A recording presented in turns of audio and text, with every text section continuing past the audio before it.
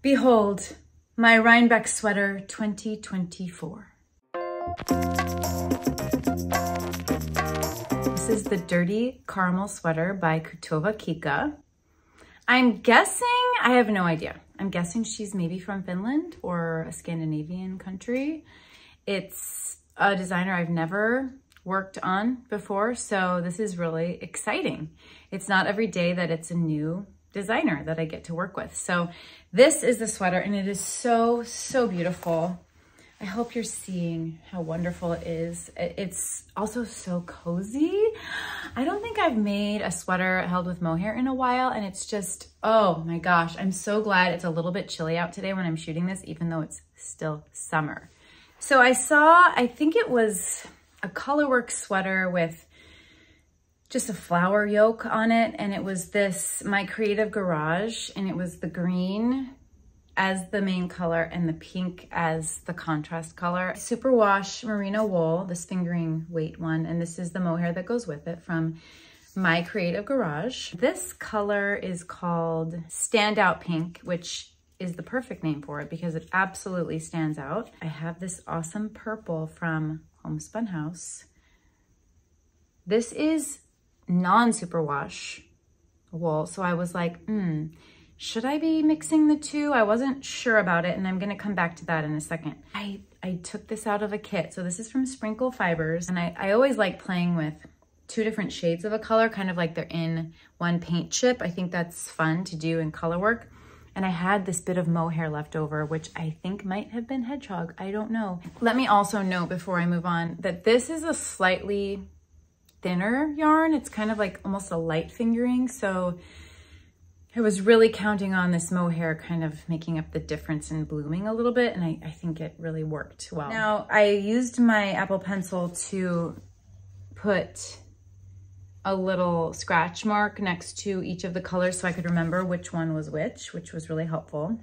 I also did it for my charts. So I just colored over the existing colors that were there so that I knew in this part I'm doing this color, because I can really get thrown when they color code the chart to their example. It can really throw me. So I just went through and I colored over every single block to make sure I knew what I was doing, and that really helped. The initial collar, she has you knitting, I think like 20 rows, and then later in the pattern, I guess at the end, you're gonna come back and sew, fold it in half and sew it down. But I just thought that was a waste of time, waste of a step, and not as accurate as what I did. When I was on the last row of the collar, I folded it over and then I just knit it together with the initial row so that I could just continue on with the sweater. Then I went through the whole pattern and I noticed that my purple yarn, which is, remember, the non-superwash, was like taking up more space than the rest of the wool. So the green and the pink were the same size because they're the same dyer. Then this light green was slightly like a light fingering wool. And then we had this non-superwash, which was still fingering, but it was taking up more space. And so I thought, you know what? I think that's going to block out. And I was right. You can see it looks really nice. When I got to the sleeves, my sleeves are almost identical. Let's see which one. I don't even know if I can tell by looking at it. I think it's this one. I missed a decrease round before I went into the chart here. I missed one decrease round of green, but I figured it out right away because the first chart I had 2 extra stitches. So I just took care of it by knitting 2 together on like 2 different parts of the end of the chart. So that's how I caught up there. But then I realized, oh, there's 1 extra green row here. So when I got to this part, I just added 1 green row before I started the rest of my sleeve.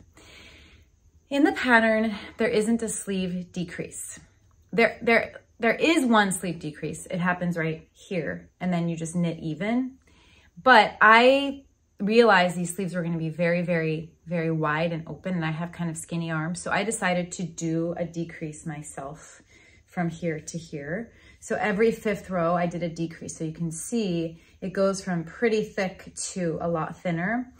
Now, on one of the sleeves, I don't know which one, so right after you're done with the chart, you do like one decrease round that has 8 decreases in all.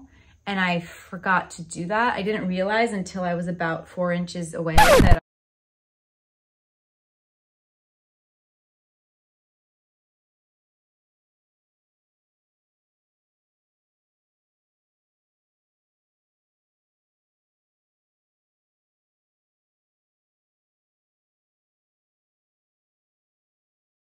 I hadn't done that.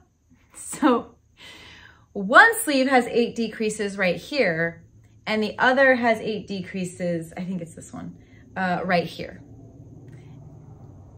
I don't think you can really tell. I was like, I don't really want to go back and reknit all that. I think it's this one. You can see it's a little thicker right here. I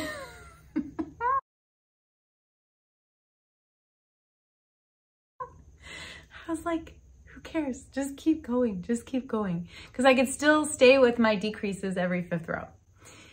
Here's the interesting part if you're gonna do that. So a chart comes back, you can see, towards the end of your sleeve. And the chart includes decreases. So I decreased down to 52 stitches, probably around here. So when I reached the chart, I was at 52 stitches, which is a lot less than, I think it's probably 72 is where she wants you to be. These decreases, these knit two togethers are written in the pattern. So by the time I got down to my wrist, you guys, this is the tightest wrist I've ever made. It's so tight and it's not uncomfortable, but look at how tiny it is. But I'm not mad about it. I think it looks really cool, but I blocked the heck out of this thing and it was so good for so many reasons. One, it caught everybody up to the size of the non-superwash, which was my main stress to begin with.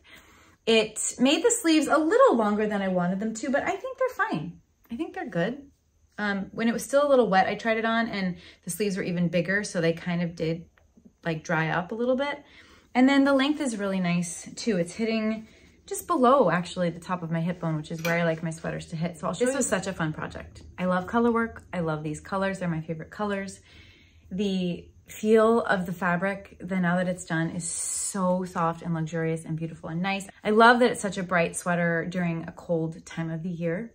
And I am so happy to share it with you today. I will see you very soon. Bye.